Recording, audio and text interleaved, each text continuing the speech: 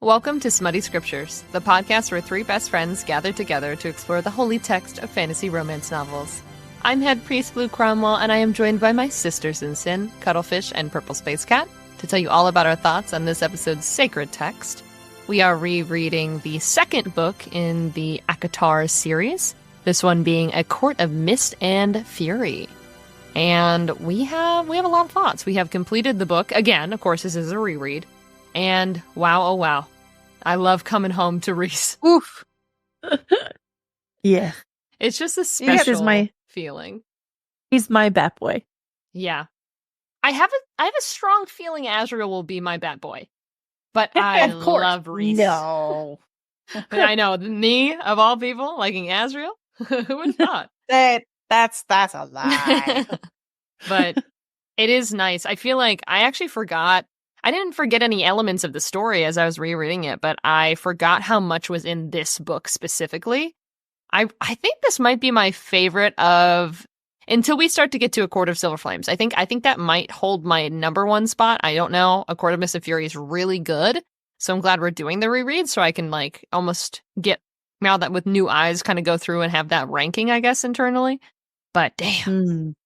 And then ending on the transformation. Oh God, this book just has it all. Chapter 54, Chapter 55, bro. Yeah. I still remember the first time going through this. Mm-hmm. and I'm like, are you fucking kidding me, bro? Mm-hmm. When I got to chapter 55, I remember laying on my living room floor crying because I was so emotionally invested in the story. And then chapter 55 just obliterated me. I was just lost. It's such a universally understood chapter now. Like if you just say any ACOTAR fan, you mention chapter 55, they know they don't have to specify a book. They fucking know what you're talking about. Know exactly what happens. Yeah. Purple, did you end up doing the audiobook version of this again? I did, yep. And I can tell you one gigantic thing that made me so very sad. And you're also going to be super sad about it, but Azriel's voice is the human equivalent of spoiled mayonnaise. Ugh. Spoiled mayonnaise? Spoiled mayonnaise. It's like, I mean, it is just very plain and white, but like also no. It's like listening to customer service. So you can't hear the be careful how you speak of my high lady moment. Yeah. I have no idea how that's happening. Okay. Good. Azriel's one line, the whole series. Sometimes whenever I was listening to him talk, because it's not often, so it'll just come out of nowhere. And then I'm just like, hold on, did I accidentally call somebody? Like, what is the... And like, no, that was the book. I'm like, hold on. Who was that? Like, it immediately like takes me out, and I'm like, whoa, no, what the? Oh, yeah, okay, it's as thanks. Oh, it's so great. I hate that so much for me. He sounds like a boring dude, like even more boring than Tamlin. If you can get a voice more boring than what I imagine Tamlin's is, like that's pretty impressive, honestly. Yeah. What about the sound effects? I know you were not always a fan of some of those in the first book. Yeah, because now we've got Feyre winnowing. So you got the weird woo sound whenever she does it. Okay, love that. One more time. Thank you. Woo. Nice. It does kind of fade the shock of it. It didn't hurt my brain as much this book.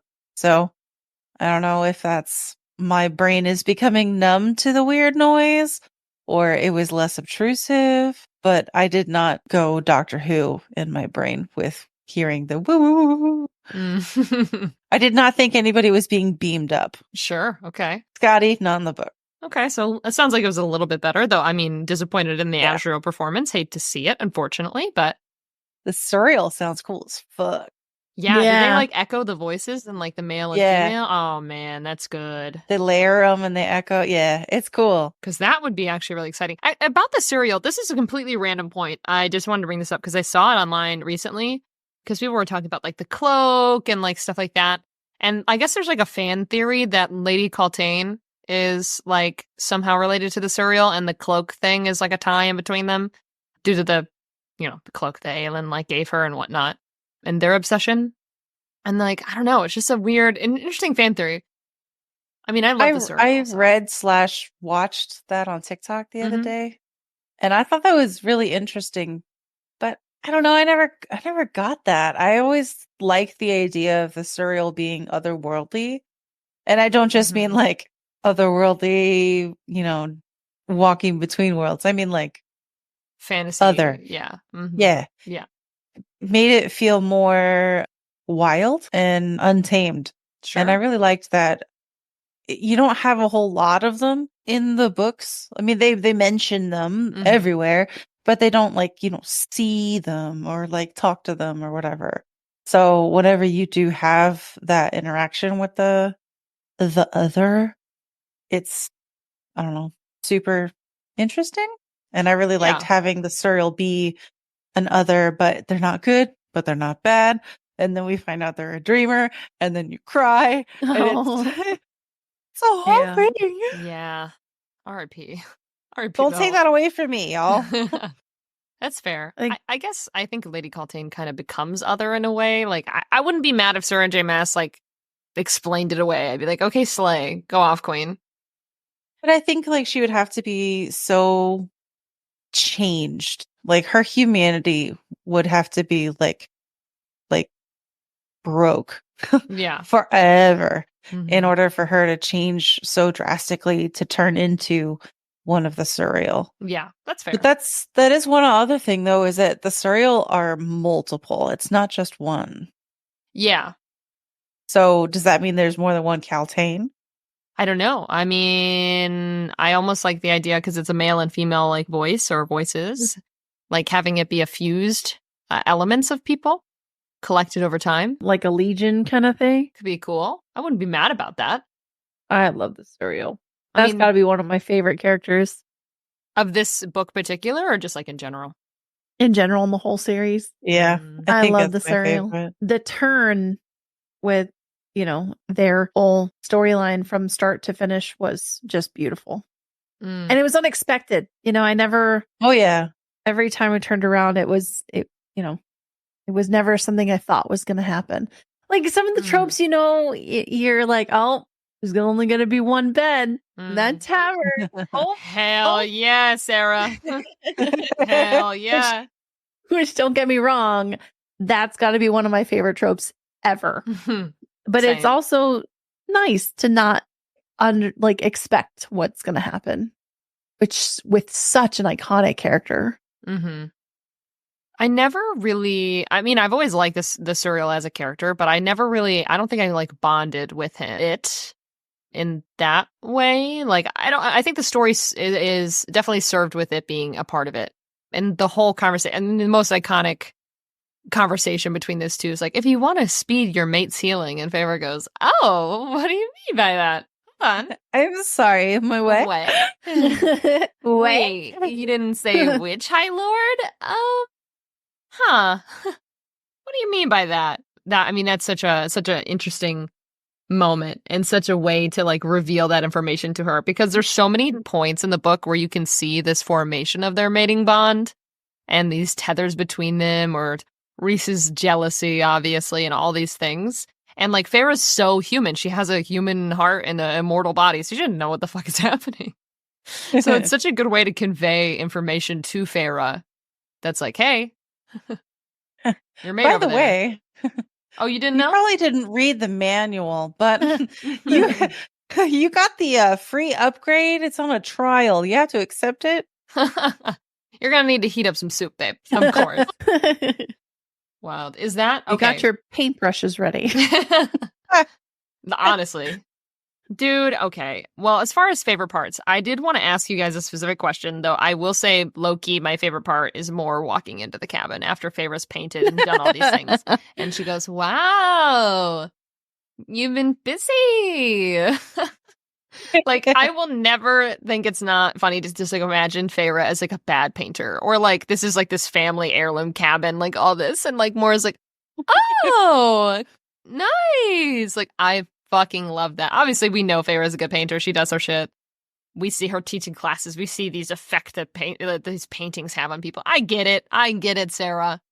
But bro, if I go to my like family cabin, my hypothetical family cabin, and my not girlfriend, my situationship is in there painting the walls, like, what do you mean? Who told you to do that? For me, it's what she paints that's fucking weird. Like, right. Of all the things, eyeballs? Right. Eyes. Like, why? Why eyes? That's very like middle school sketch on like your test or whatever, yes. you know? Oh, it hurts. It is. Feyre's the type in the like lining. A random eye. Yes. The eye and the flowers and that's she what she did on the fucking pointy dresser. Superman S thing. Yes. Oh yeah, she does. She definitely does. Hell yeah. She's spelling spring court with that fucking S, bro. 100%. Right. Oh my god. I mean, that's like a minor favorite moment for me. I actually wanted to ask, because I felt, and feel free to correct me if I'm wrong, but chapter 54 and chapter 55 are kind of like the iconic moments of this book. Now, obviously, that doesn't have to be your favorite, but I was actually going to ask, of those two chapters, which you prefer at least, like chapter 54 or chapter 55, in a world you had to pick one or the other. Because I'm a chapter 54 girly. Remind me again of which one was which? Chapter 54 was Feyre being like, tell me everything, and then Rhys is like, all these things. I was sad. All the romanticism. 55 is the sex, right? Yes. Brown chicken, brown cow. I think 54. Mm-hmm.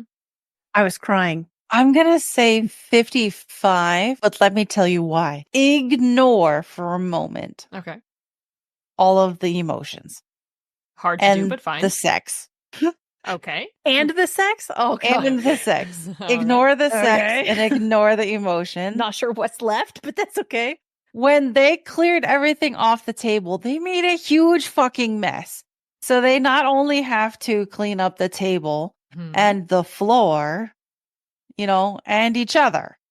But in 55, it's really just the bed. And it kind of like just gets clean. So like there's less work to do. They're both sticky. And I hate that. I can't do sticky. Mm-hmm. But I just feel like it's less work to clean up the paint from the bed sheets because it just did it itself, rather than having to clean up the paint and the food and all of the fun. Ew, like just and two surfaces. And I mean, plus there's got to be spillage. It's going to be everywhere. It's not just from table to floor. It's all the way through, and then there's splatter. One so might say you're it's the cabinets, the window to the wall. Oh, okay. Interesting. I'm just saying there's many extra surfaces you're gonna have to touch down, and I don't think that they were probably prepared for that. How many Lysol wipes do they have? Do they even have Lysol wipes? They have magic. I love me some sex scenes. I feel like that's pretty well known at this point. Smutty Scriptures? Us enjoying sex scenes? Yeah. Wow. I wasn't super into the sex scene in particular. Like I like the idea of it being like the paint was everywhere, and like that was kind of like artsy. Okay, spur of the moment. I like it. No. But you know, the rest of it was just like, okay, that's yay. Okay. But then you get to some of the other books, and then it's like, okay. So you're more of a Cassian type. Okay. Which is fair. I need a Cassian in the sheets, but a Rhys in the streets. What? I can respect that. Absolutely ridiculous. As long as they don't sound like Azrael, I think we're good. That's such a shame, too, because Azrael's like, I'm holding out for him in my heart, dude. I love him. If Azriel isn't a kinky boy, we really missed the mark on that one. He has to be. He has to be. There's no way. I refuse to read it. Bro, please. Well, the kinkiest he sounds like he ever gets is telling you that the nails are on aisle 7. I hate it. I just imagine the, hi, how are you? Like, fucking, dude. I'm refusing to accept that information as reality, so I will be politely declining until further notice. I'll send you over the audiobook file. Goofy. I do feel the same, though. Take out a time. Do you think it's more of an evolution of Sarah's like writing that you liked the Cassian and Nesta like sex scenes versus the Rhys and Farah thing, or you think it's like who they are as like a couple and like how they show up in like that scene? Do you know what I think it is? I don't know what this says about me as a person, but I don't like it when characters make love. I like it when they fuck. So in this particular section of the book, it's very much fueled by their emotions. And I'm like, oh, that's nice. Anyway. So, but like, yeah. I understand that too. That makes sense. That's why I like Haunting Adeline so much, I think. Sure. Dark romance in general, maybe. And like Saint. And all those, and I'm just like, okay. I thought it was called Priest. Well, yeah, you're right. But it's just thinking with a particular brain and it not being this one. Right. I love it. I don't want to live in a world where Chapter 55 didn't exist. Correct. But yeah, it's definitely more of like a romantic and this, and I'm taking my time doing XYZ and this, and let's go to the shower. Which would be very beautiful and wonderful in real life. But yeah, in books, water's not a lubricant. I do prefer a little bit more of the, well, maybe even more like the Fourth Wing kind of style. They're breaking shit, things are happening. Or Aelin and Rowan on the beach, and they're like gods, and they're fucking, and they're, oh my god, they're changing the sand. Oh, things are happening. Sand. No, it's fun. I want passion. I don't want like, I don't know, look at me in my eye, I love you. Like, okay, that's okay. That's fine. Yeah. Yay. Did they, correct me if I'm wrong, but didn't they come back to the cabin in a later book and have sex? I don't think they have time, right? Because 3, they're getting into wartime pretty soon, and 3. Was it whenever the boys were having their snowball fight? Was it around then? That might be because the snowball fight was at the cabin. Did they have sex at that one? I didn't think she was there for that. I don't fucking know. I remember a sex scene where they also, while they're having sex, have sex in their brains, and I remember that was like my favorite one. I don't remember that. I don't know what you're talking about. She's like, "Can you have sex with me in here?" And he's like, "Oh, can I?" And then whenever I was reading it, I was like, he, can you please? Really? I don't remember this at all. Like he's like putting images in her brain or something? I don't know. Because that was Fourth Wing. I've slept since then. I mean, maybe we'll find it later on. But yeah. When she was against the wall, when he fucked her against the wall. And then she's like, yay, also brain sex? And he's like, fuck yeah, brain sex. And she's like, this is the best sex and brain sex I've ever had in my life. Sarah, I'm like going through the book. Sarah, where is that? How should I Google that? Did Farah have brain sex? Like, it's not something you can Google. Yeah, I don't know. I don't know if that would be searchable. I implore you to try. Literally, just as we were having this part of the conversation, I'm listening to music in the background, and sometimes I fuck you in my head is the song that's playing right now. See, you were talking about this, so boom, it's perfect. Right there. Wow, huh? I got lo-fi, and you got sometimes the fuck you. Are you okay? We need to check in on Cuddle. Those are just the vibes sometimes of the podcast. I get it. All right, well, sex scenes we've been over as far as a favorite and everything like that. Anything that surprised you guys, like while doing the reread? Like anything Any new elements come to light? Anything look different, feel different? I don't think anything surprised me, but just like having to go through the same roller coaster that we went through before is always fun. Yeah. Like knowing that it's coming, like I agree. Knowing everything's gonna be okay. It's like my thing. Yeah. And I'm like, dude, you're so stressed right now. You're gonna be fine, bro.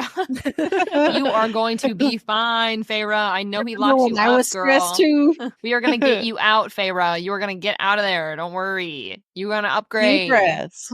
I know you're like imprisoned, but like I need you to just fucking chill. It's like getting gifted a subscription. Daddy Rhys is coming. Sorry. Surprise. The only thing I really caught, I guess, is like a surprise. And it was just more so I think of this character maybe like differently now. It was the first scene where Feyre, at this point, she's still in the spring court and she enters like Lucien's mind for the first time. Yeah. And I thought that was interesting to me because I understand more about Lucien. Obviously, you go through the next book, you find out a lot about him. You find out a lot about him in general in the next few. But I thought it was interesting. I just tagged one section in particular, and because I relate to it. This is from, she's jumping into his vantage point, and Feyre says, "Thoughts slammed into me, images and memories, a pattern of thinking and feeling that was old and clever and sad, so endlessly sad and guilt-ridden, hopeless." And then immediately she's back in her own brain. And I was like, whoa, like the I don't know, just the... It's a lot all at one time. Yeah, the depth. And a lot of subtle hints. Yes. The depth to his, like, sadness and his guilt-ridden, like, this... Just living in Lucien's traumatized fucking brain, dude. Oh my god, I can't even imagine it. And so that part was interesting because I just understand Lucien as a character a lot more. So that was fun. My favorite part is still probably the disappearing note banter, though. I love it. Yes. That's so good. Hold It's on, like texting before texting existed, obviously. But hold on. I have been seeing so many like TikToks and memes and like stuff lately where Feyre's message back Rhys of what it looks like, and it looks like a kindergarten. Oh my god. Where it was like, I wrote him a letter. Like I wrote, Tamlin a letter, and it's like Feyre's letter to Tamlin. There's just a bunch of scribbles. I was like, the fuck is this? Dude, can you imagine though? Okay, like hear me out. I'm not gonna be this pro fucking Tamlin defender guy. But like, you think this man is evil as fuck. You think he captured your future wife from your home, bro. And she's illiterate and she wrote you a letter. I'd be like, something's not right here. Like, something is not correct. Like, fundamentally... Yeah, he didn't know that she could write. No, because she had just started doing these lessons, and they weren't, like, discussing, like, what she was... I mean, she was telling him, like, maybe, like, maps and, like, little, like, political things, because Tamlin was kind of using her as a sponge for information, I guess. But, like, he doesn't know she can fucking read. He doesn't know she can fucking write. And then all of a sudden you're trying to tell me a person that I know can manipulate minds and that stole my fucking fiance. She wrote a letter about it? What do you mean by that? I would also be a little suspicious. I'd be like, maybe we should go back. Because I understand Feyre's intention, and I think it's nice she wanted to offer some type of closure. Yeah, some type of closure. But can you imagine how confused that man was? Like, oh, right. Huh. Lucien's like, I don't fucking know. I fucking can't read. I don't fucking know. Something how like are that. They tracking him through his magic, though? I don't remember how that was working. I don't know if... Was it ever actually explained? I don't know if it's actually like fully revealed. I guess it's his like, I don't know, his aura. I just kind of, that's how I like wrote it off in my mind, I guess. Like, he has, well, I guess, well, actually, maybe because Rhys sometimes is described as like Vogue-like, or that he looks a lot like Maeve, or that he has like Vogue-like powers and stuff. So you're like, no, don't be like that. I'm just saying. No. I'm just saying. Bad, Blue. Bad. Maybe that is more easily trackable in this universe. Maybe there is like a certain element to the Vogue that you can identify, especially if they have tools to like they have those chains, they have certain things. They would know their enemy very well, I guess I should say. You need Or to go know into a the potential conspiracy enemy. corner. Listen, I don't want evil Rhys, and I don't even really think that's going to happen, because I think I've read that Sarah J. Maas has kind of based him off of her own husband. So if that is true, Listen, if I they definitely don't go want evil down the Rhys. crapper, Rhys is evil as fuck. I do think it's interesting, though, that their descriptions of their power are so similar. And I mean, I just feel like there is some elements to play there. And I don't want to be a conspiracy theorist again, but we know that Maeve falsified a mating bond between Rowan and his flower girl lady. I miss Browen. I miss him too. Do we think Rhys has that ability? Do you think there is a world where, in that universe, that for whatever reason he doesn't want Azrael to be with Elaine, and so he falsified a mating thing with fucking Lucian? But yeah, I don't know. Something about me is just like, okay, Maeve, I know, had the ability to make them think that they had other mates. Is there a reason that Rhys would ever pull that card if he had that ability? Because in those bonus chapter, I don't know, Rhys didn't really like the idea of Azrael and Elaine. I don't know why. I don't know. But how would you explain the surreal then? I'm not saying he Rhys falsified his relationship with Feyre necessarily. Because Maeve didn't falsify her own mating bond.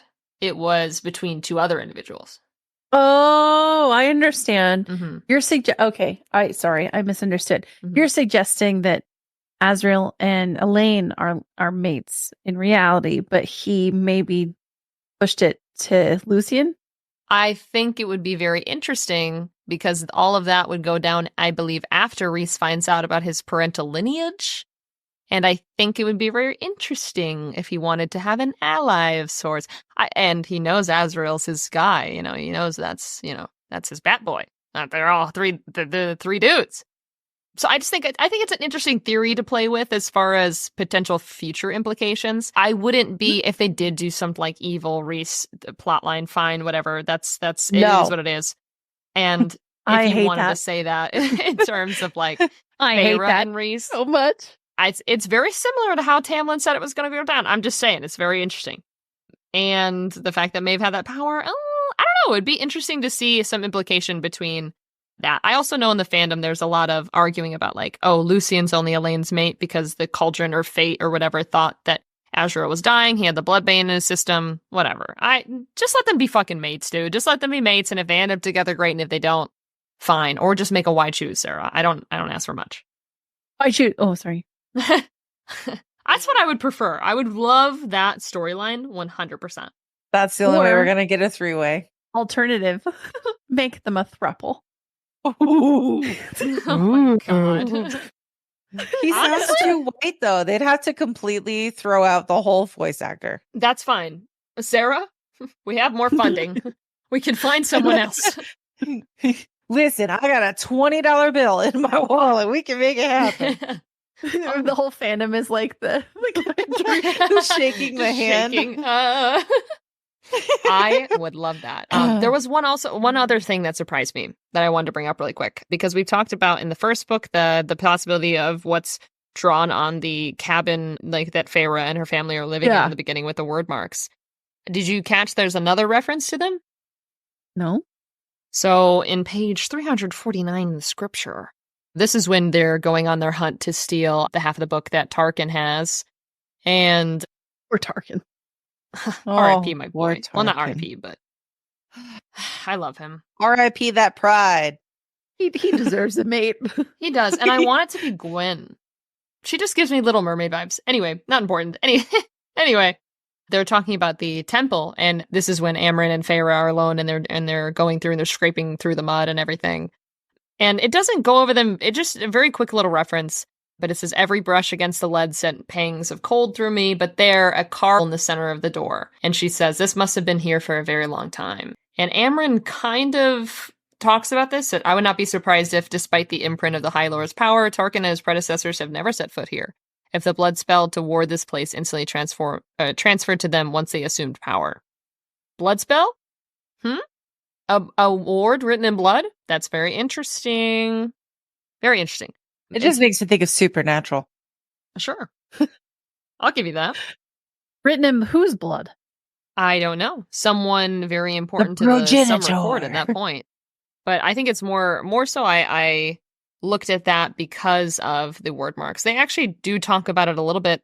I think potentially Amren knows how to use them as well, but it's not really like understood, I guess, at this point. You'd have to really go into Throne of Glass, but there's a mark in the next chapter. This is only a few pages later, like 353. And I just thought it was interesting how it's described. So this is when they're trying to leave. The door starts closing. They're going through all this chaos of trying to steal the book.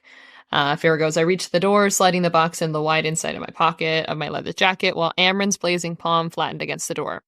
Burning, heating the metal, swirls and whirls radiating out as if they were a language all her own. And then the door burst open.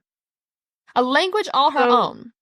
Well, is that Amren's language, like all Amren's own, or is that like in the door there were whirls and swirls and they just got lit up? My implication there of the burning, heating the metal, the swirls and whirls radiating out through it as if they were language all her own, as if it's like some magical, like they're like a power effect, not that they're already existing, I guess. So it's like Amren letters, not... It could be, but she also recognized the symbols a few pages before. So I'm like, oh, are they the same symbols? The language all of her own? Like, it's an interesting thing to play with as a potential tie, because we know Throne of Glass, we don't really know exactly how the multiverses kind of exist, but we know Throne of Glass is hypothetically much before this. Maybe Amren lived through the Throne of Glass era and also lived through this. Like, that would be interesting. But I don't believe the book itself that she's trying to learn to read is the word marks. I think that's separate. So she does mention its name is Lishan Hakodesh, the Holy Tongue. It's no language of this world, so I assume we'll see that in a later series, maybe like Crescent City or something. So I know at least the Book of Breathings is not word marks in that regard. So I have a thought. Yes. Didn't they at one point talk about whenever they were, not in this book, in later, whenever we're actually figuring out what Amren is, didn't they kind of say she was an angel? Yeah, I think she's one of the ones from Crescent City. Why doesn't she have wings? They could be gone. They could be... I guess it's interesting to think about how you would get in between worlds and if that would take a physical toll from people who are not world walkers or whatever term we're going to go, like alien. Yeah, I had the kind of impression that she was like more like a being of light, maybe in the form of an angel, and then like was forced into a compact body in order to leave the prison. Like she created the body, like it wasn't like a vessel, but yeah. So she could have made it without wings, I guess. Yeah. You know, then it's possible, I suppose, that she could be a witch, because whenever the witch, whenever in Game of Thrones, why do I always do that shit? I always say Game of Thrones. In Throne of Glass, when the 13 did their thing, they had the K-Thing Spy. Yeah, I just had it, and then the yielding. Yes, the yielding. I was going to say the yearning, and that's yes. Anyway, they yearn for the deuces. Chucking up the deuces. When the 13 had performed the yielding, they burst into white light or bright light. The end of Throne of Glass. Right. And most of the witches, whenever that happens, I didn't think they were described. I thought they were described as a dark light. But for the 13, they were a bright light or white light. I can't remember which one it was. And it's possible that was enough energy to open doorways into the worlds. And I think there's a couple of references to people who in ACOTAR could be the 13. Mm-hmm. And I guess Amren could be one of them. That's a point. Yeah, that'd be interesting. You could also have, who's the person who's in the Winter Court, who's friends with, what's her name? I don't recall the name, but I know who you're speaking of. Yeah. Yeah, so the lady. One, Mm-hmm. And then, of course, you've got the mercenary Mm-hmm. at the very beginning. I want to know more about her. Witch. I know. What a crazy cool character to just have. And that they knew that was a fairy, too. Yeah, and they're just walking around with their skin. Yeah, I'll just totally take this. Yeah. Thanks. Yay. Thanks. Ugh. Saves me the trouble. Yeah, I would love the witch implication because Nesta also refers to herself as a witch, and they are both described with that silvery power, and that that would be fun. So I guess we'll see. Well, if we're gonna talk about conspiracy theories, I sent you guys one, and you guys did not talk to me at all about it. So now I'm going to force you to talk to me about it.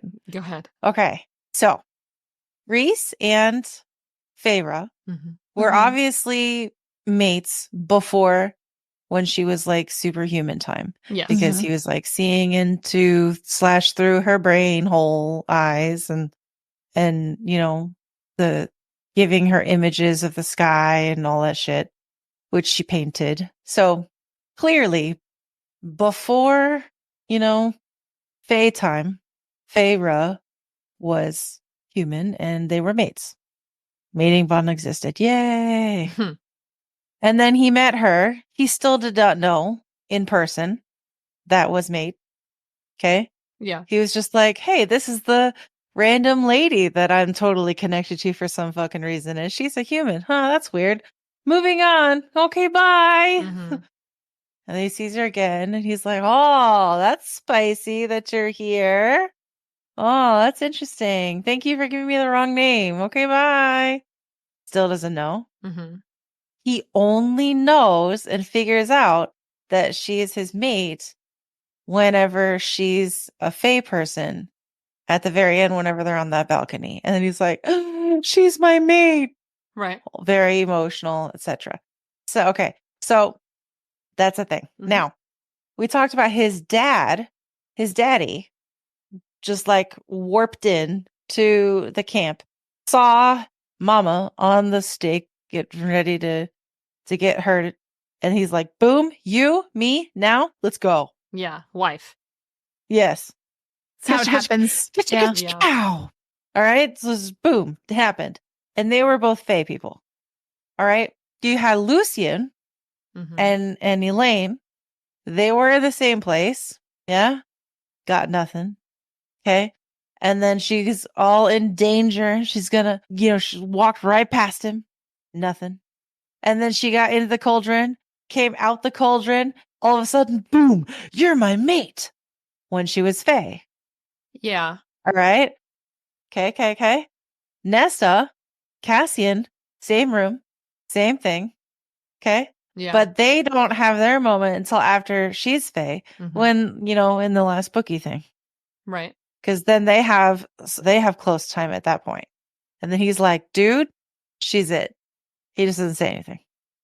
So that's all three of them. They all three have mate people. And none of them knew while they were human that they were mates. Okay. You guys, you with me? And Aelin and I have some points to make, but yes, continue. Okay. So my thinking is mates, this is my conspiracy. Mates actually are not rare. The whole mating thing is not actually rare. The thing is that they're mated to humans. And they either A, don't ever fucking meet them because they don't ever talk to humans, or they B, die before they can meet them. So they don't ever get to, have that fully realized. So I think that mates are actually common and that they're just also mated to humans and they just don't know it, or they don't ever meet them because they die. And it's only because those three got turned into Fae, and then boom, all of a sudden they're like, oh, hey, guess what? I smell you, or whatever. Yeah, I would say there's points to maybe the human element of there would be obviously a lot of potential for people that didn't get around much or weren't talking to people on different continents or different races or whatever, that you would not be able to access that mating bond because you never met your mate ever. But like Lucian and Cassian both had like inclinations already of like, this is my mate already. Like not inclination, but like, you know, the way Cassian is twisting toward Nesta as he's like dying, and Lucian trying to stop what's happening with Elaine specifically, and the cloak afterwards and like stuff like that. I'm like, the cloak afterwards is he's like, you're my mate, and then cloak. And then Nesta's like, that happens after. Well, Nesta's like, she's nothing to you, buddy. Right. Nothing. Nice try. Well, this is my conspiracy. This is the hill I'm dying on. I'm not against it. There was also thoughts that the girl's mom was Fae or part Fae. Mm-hmm. Is that why she named her kid Fae-Ra? Yeah, because Amarantha talks about how funny it is that she's like named that. But we don't know why the fuck, what does that mean?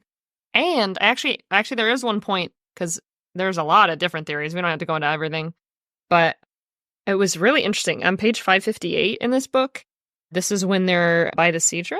And Feyre says, the music had been lovely, strange but lovely. Written at a time, Cassian had told me, when humans had not even walked the earth. He found the music puzzling, off-kilter, but I've been entranced.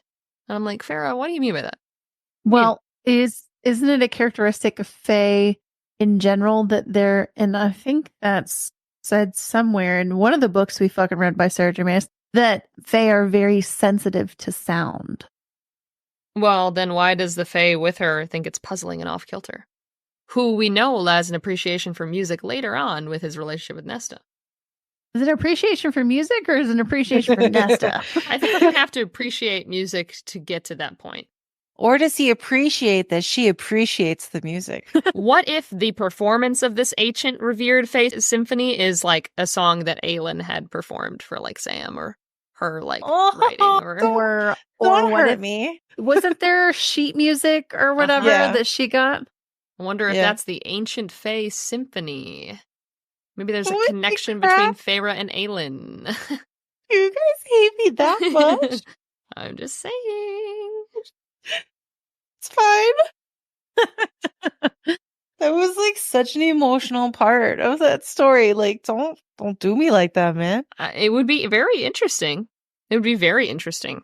I thought it was still weird and strange and confusing and irritating. Their whole half-cocked plan about we're going to take the books, don't join them.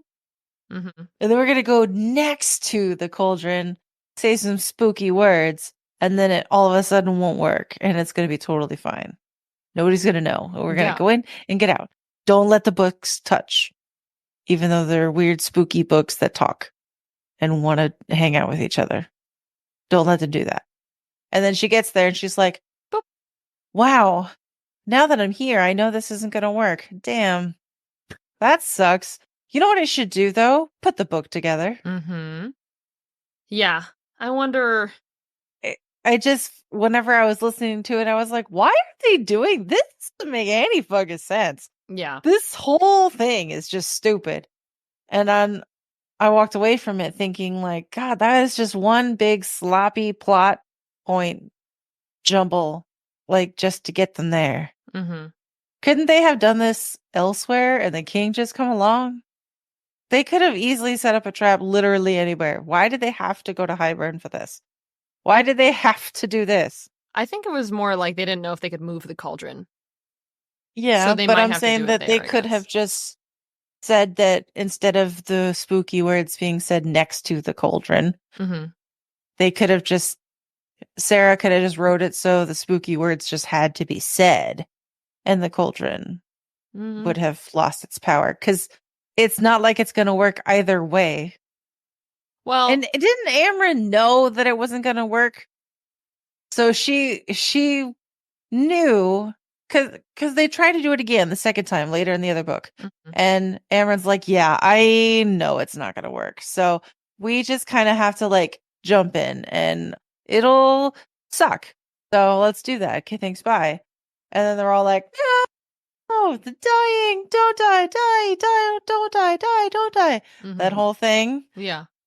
if Amren's the one that decoded it and then told her, don't put the book together, read these spooky words to the next to the cauldron and your problems will be solved. But, oh, by the way, I know it doesn't work.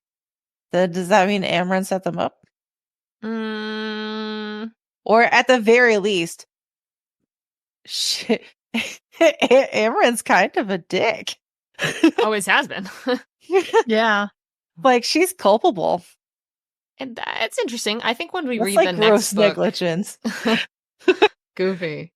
I think when we read the next book, it'd be interesting to kind of read through like Amren and Feyre's like conversation at that point, because we know the Book of Breathing is together in Crescent City Book 1, so we know that it exists together essentially from this point forward. Perhaps. But how do we know that?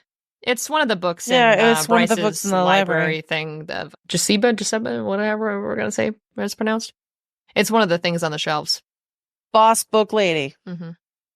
So the Book of Breathing is on there. So we know it's together because Bryce talks about it. Or not being together, but not specifying it being apart. So that'd be interesting. That'd be one of those like unanswered kind of questions that maybe we'll see about in the next book, I guess I should say. We'll see if we get any answers on it or more clarification. But it's interesting. I mean, Amren definitely has her own motivations, I guess. That's fair to say. A lot of the fucking inner circle do. What the fuck is more? What is she? I don't even, to be honest, I don't even think Sarah knows. Because, bro, I was actually one of the unanswered questions that I pinned, dude. On 589, chapter 63 in the text. Liar, Jurian groaned. You were always such a liar, Morgan. What do you mean, bro? What do you mean? Her power's truth that she's lying? What do you mean? She was always such a liar. He's using secret codes so they know that he's actually not on the bad guy's side. That sounds vague. Well, I mean, if you want to get technical, this is all a work of fiction. Oh my goodness. Okay. But maybe we'll get more clarification on the inner court later, because what the fuck does that mean? What happened with Eris? She's just like super good at like dropping truth bombs. Yeah. I really think Eris might be gay. Maybe. That's the secret that Moore knows that gave her Lucian. He knows he's not. Eris? Oh. Listen, let me live my own little weird world. I'll take two fire boys being on fire together. Later on, I think, doesn't he say that like Moore knows the truth? It's fine. Or whatever, that she would have been fine or something like that. I can't even remember now what was said. I know it's not in anytime soon. Yeah. Right? Because I think that's maybe if Moore told the truth. Yeah. Maybe we'd fucking know. We'll find out about Moore one of these fucking days, dude. But yeah, I don't know. I think the Eris and Moore thing is a little bit more complicated than that, but I wouldn't be against it because we don't really have a lot of visibility for gay characters, except for like Emery and Moore's bisexuality. Moore. But that's very. And then you got the one guy who's just like, look, I'll fuck anything. See, but he's not like a main character. I need like a story character to be How involved. Dare you? I mean, I love him. The main character. Listen. Once he stops being an absentee father, I will feel differently, perhaps. Do you guys have anyone? Find out though? I don't think he knows yet. Book? No, he doesn't know. In the last book, didn't he like just find out? Because the truce with Lucian is too weak. But do you guys have anyone that you identified with this section that, like, especially if it was someone different than last time you read it or anything like that? I identified with Feyre's feminine rage at people not telling her the whole truth. Because fuck that shit. Well, at least it doesn't matter later. Yeah. What do you mean? You don't. When Rhys, like, withholds the dangerous pregnancy information. I hate that. I hate that switch of, like, never do secrets, never do plot. They specify that so much time in this fucking book. Don't hide shit from me. Hide shit from her. And she's like, aw, Pookie. Girl, stand up. Get a backbone. What do you mean? Yeah. Like, that part is... I had one small thing I didn't like, was that she says the phrase, make me a weapon, a couple of times. And I don't like that. Because I don't want her to be used as a tool. She said that in response to being used as bait. And I do understand that don't use me as something that is small and weak and helpless that you have to to protect. Like, I get that she wants to be powerful in and of her own right. And that's wonderful. But I don't like being called a weapon either, because that's also still a tool. Sure. But, I almost feel like that's the difference between Rhys and Cassian, right? It's because Cassian, I think, is so much more of a beautiful character because we can see later on, of course, not in this book, but, and I'm sorry if this is spoilers, but we see that he allows room for Nesta to sort her own shit out and is there as a support. He takes a backseat to that and offers her tools, and Rhys, I think, takes a more forward approach and almost shapes Feyre. Does that make sense? Like, yeah. I feel like Cassian is support and Rhys is a leader in their relationships. And I'm not saying that either one is bad. Yeah. But it's just, that's why I think that part of Cassian's journey, I just love that so much because he's there just to help her in the same way that Rhys is there to help Feyre, but the way that they do it is so different. And the message, I think, is that Feyre, you're broken. I can help fix you. And Nesta, you were never broken. You were okay. You know what I mean? Like, it's such a different. Yeah. When you put it like that. And it's like, you're never broken. You just need, you know what I mean? Like, I don't know. Love the Cassian journey was so beautiful. And I can't wait to do that again. It's not bad. It's just not as heartwarming. Yeah. I agree that way. Yeah. As far as the heartwarming thing, I love Cassian. I'll tell you that much. It's just interesting. I'd have that. Maybe I also identify with Feyre because I also be changing my fucking mind all the time. She's like, don't lie to me, don't do this. And then he does. And she's like, oh, babe. And then at one point too, they're talking about children and like, and Feyre's like, I just want time with you and time to do that. Girl, no, you don't. Kidding. You're going to be pregnant in like 2.5 minutes. Thank you very much. Like, gross. I don't know about that. They're so rare. You have a bunch of them. I will say I identified with Rhys a lot. I think I did the first time I read this. Maybe both Feyre and Rhys in this conversation around page 422 in the Holy Text. Like this, I think it's underrated how, I mean, obviously Nesta is portrayed as a little bit more vicious or a little bit more forward, I guess. Right. But Feyre does describe that her and Nesta are cut from the same cloth, two sides of the same coin a lot. Right. And I think there's elements of that. And I really think on this like page and this argument is so telling of that side of Feyre that's similar to Nesta that everyone wants to forget about for no reason. And it also made me relate to Rhys a lot just because she is right. She is reading him to filth. And it's honestly, it's reading me as the reader. I'm like, oh shit. Okay, Feyre. It's the part where she goes, perhaps I don't know what I want, but at least I don't hide what I am behind a mask. At least I let them see who I am, broken bits and all. Yes, it's to save your people. But what about the other masks, Rhys? What about letting your friends see your real face? But maybe it's easier not to. Because what if you did let someone in? And what if they saw everything and still walked away? Who could blame them? Who would want to bother with that sort of mess? Yeah. She was extra spicy. And I was like, damn, that hurts. That hurt me. I was like, that's like my vulnerability on the fucking page. What if they saw everything and still walked away? That's my fucking trauma. Sarah, you owe me therapy for pointing this line fucking out to me. I'll send you the bill. And just Feyre, who could blame them? Who would want to bother with that sort of mess? Dude. That's me. Feyre and Nesta are fucking related, and I won't hear all of this Nesta slander without an honest critique of Feyre as well, okay? Oh, I'm not saying Nesta's perfect. Case point done. But Jesus fucking Christ, dude. Like, that is harsh. And he flinched. I was like, oh. Yeah. Little cruel. It cuts. Yeah. Mm-hmm.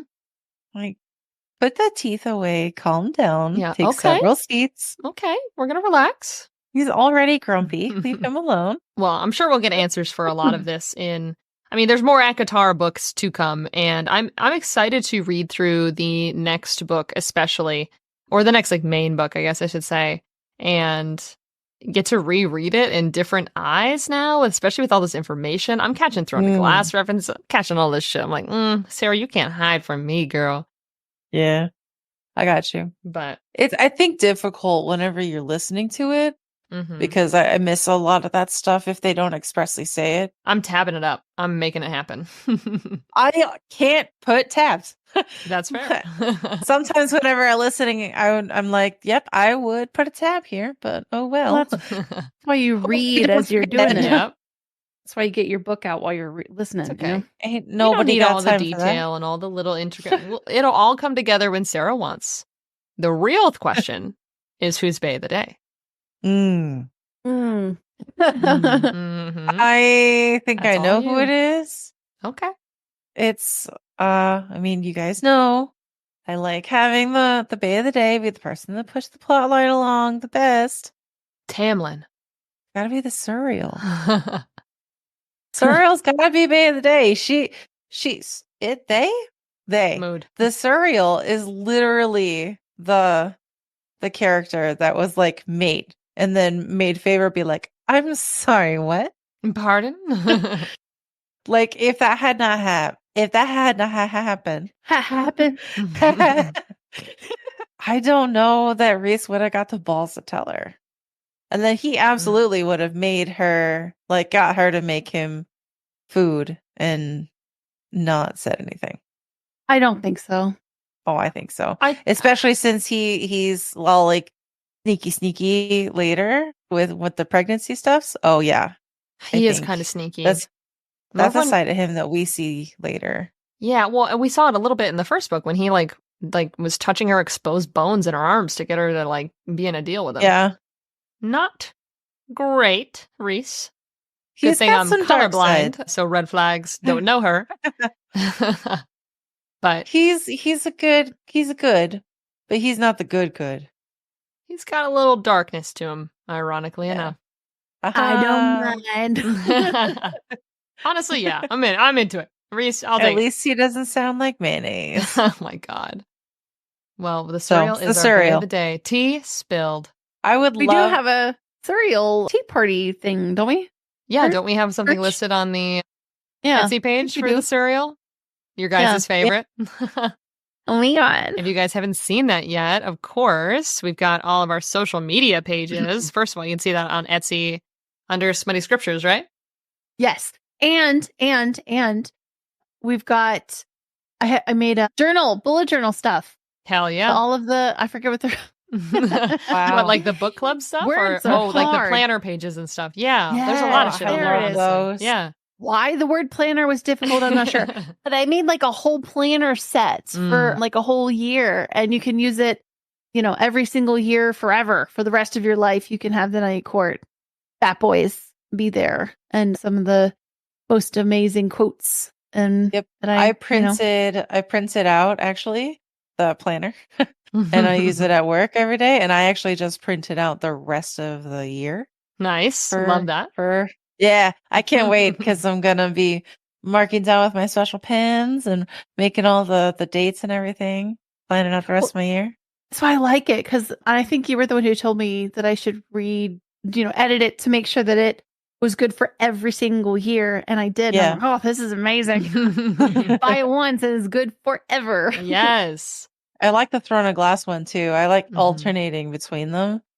Yeah. Oh, yeah. But me and my I'm going to make a Crescent City one. Yeah. And you guys can always get Smutty Scriptures podcast merch itself as well. You Oh, match yes, with of me. course. I've got my jacket. It's incredible. I want more. I want a beanie. I want so want much. On it. Make it happen for me, please. But all of that is easily accessible on the Smutty Scriptures Instagram. We also have a TikTok. I mean, you can pretty much find us just about anywhere. We also have a Patreon these days. We're posting some behind the scenes, some extra episodes, or at least early access to episodes and all that fun stuff as well. Of course, we want to thank you guys for listening. This has been Smutty Scriptures reading A Court of Mist and Fury. We will be getting into the next book rather shortly. Probably do another complete reread. And with that being said, Church is adjourned. Men. Cereal? Oh, God. Winnowing out. Is our Thanks, I hate it.